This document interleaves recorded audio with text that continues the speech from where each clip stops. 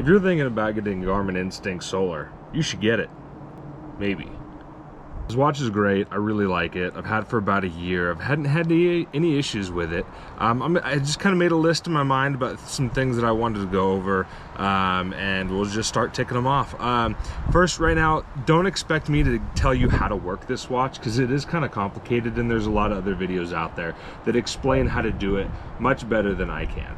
If it's windy and you hear the wind, it's because it's windy, so bear with me. So first of all, this plastic face, I think it's plastic. It's pretty soft. Whenever I work on cars, I've hit it a couple of times when I've been working on cars, and it's scratched the face. I put a glass protective layer over it. Garmin doesn't necessarily recommend it. Apparently, they think that it's going to mess with the solar capability on the PV solar panels that are built into the face of this watch. I haven't noticed it do that at all. So a big shout out for the glass cover for these things. It does have good visibility, if you can see. I don't know if you can or not. The visibility on this watch is great. It does have a backlight. You can go 100% all the way down to 5% when you push the buttons. I just have mine at 5%. That way it doesn't drain the battery, and I've had no issues with this. The band is very, very lightweight. It is very stretchy. It does wonderful at contouring to your wrist during activities. You know, if you bend your wrist, or, you know, go dirt bike ride and fall off and fuck yourself up, it does great. The button click is still really good. That was a text message that just came through. The tones and the vibration are felt very readily. You can hear it pretty well. The buttons have good clicks, hasn't worn out since I've had it. It does have, I noticed with the original charger that Garmin gave me, not me, but everybody, it does have some issues kind of with like it kind of has to be in the right spot to get a good connection. But I just got an aftermarket one, seems to be working fine. But make sure when you do plug this in, there is a little bit of a connectivity issue with the charger. The battery with the pulse oximetry that measures the SpO2 or the oxygen content in your blood, and the heart rate, lasts about 2 weeks. The SpO2 only works at night when you sleep, on a continuous basis. So it lasts about 2 weeks with that. It's if you just have that, the heart rate, no SpO2 on at night, it lasts for about 30 days. And if you have the heart rate off, it lasts, I found, for about 45 days. When you go and do like activity modes, it does last substantially less, because it changes the light with the heart rate sensor, and it activates the GPS. All that stuff you can customize, but generally speaking, it might last like 30 hours to up to 200 hours, kind of depending on your settings.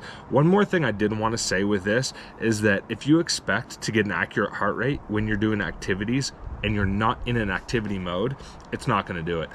They must use different light intensities. That's the only thing that I can think of, because when you're in regular daily mode where it's just tracking your heart rate, it's good up to like 100 beats a minute.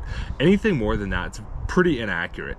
You have to be like in appropriate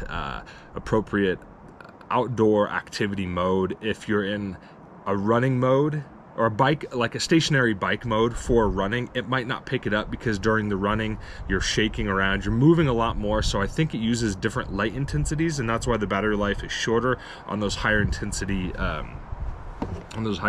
modes. And the SpO2 doesn't work well.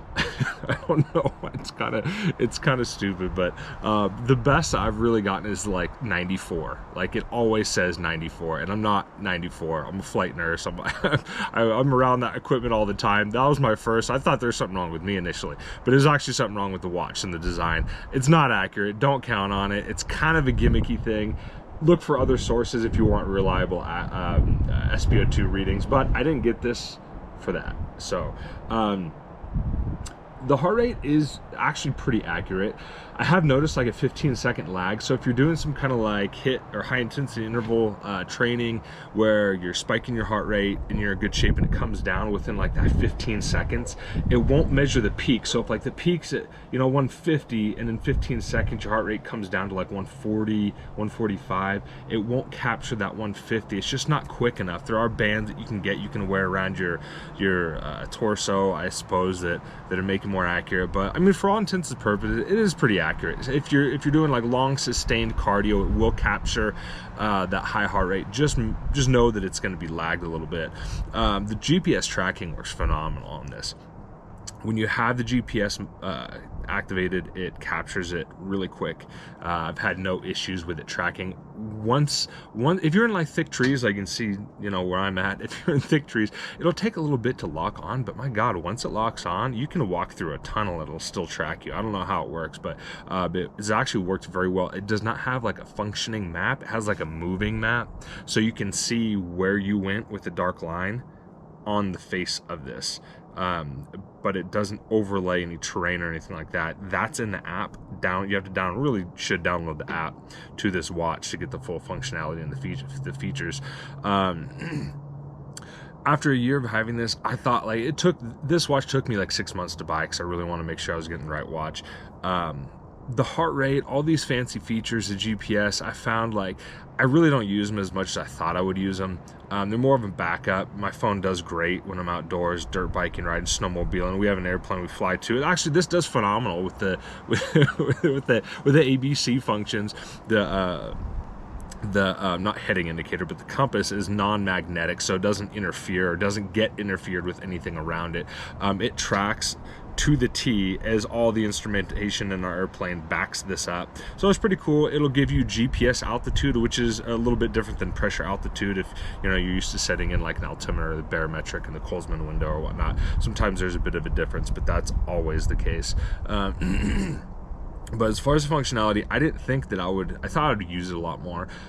So that kind of brings us back to the baseline features of the watch, just as a watch itself. I think it's phenomenal. I mean, it's a little annoying every 20 days to be charging a watch, but it charges pretty quick. Within maybe like 3 or 4 hours, you probably have a full charge from almost nearly dead.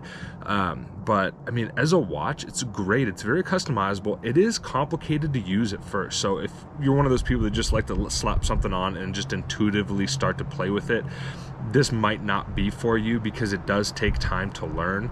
You do have to read the manual, watch some YouTube videos, and understand how everything works with this watch, because it has a lot of capabilities for the amount of buttons it has. Like, it really should be like a touch screen, kind of like the Apple Watch, but it's definitely not. You cannot, on this version, you cannot answer calls. You can respond to text messages if you're on an Android platform. If you're on an Apple platform, you cannot respond to text messages. It's windy and cold. And by responding to text messages, if in the app, when you download it, you can type like 3 or 4 preset responses to people's text messages that you can select on the watch. You can't type one out on the watch, but you can have like, okay, I'm running late, I'll call you later, those things, and then you can select those on the watch and send them through the watch, only on Android. I thought that was kind of frustrating when I switched over to an Apple platform. Other than that, though, this watch is actually very good. I have no regrets of buying it. I think I got it for around like the $260, $300 mark, somewhere around there, with the Solar, Instinct Solar, around the holidays last year sometime for a sale. But yeah, I mean, if you're thinking about getting it, honestly, like, I'm a pretty active person. It's held up great. I don't have any issues with this. I'm gonna have this watch for a really long time. Thanks for stopping by.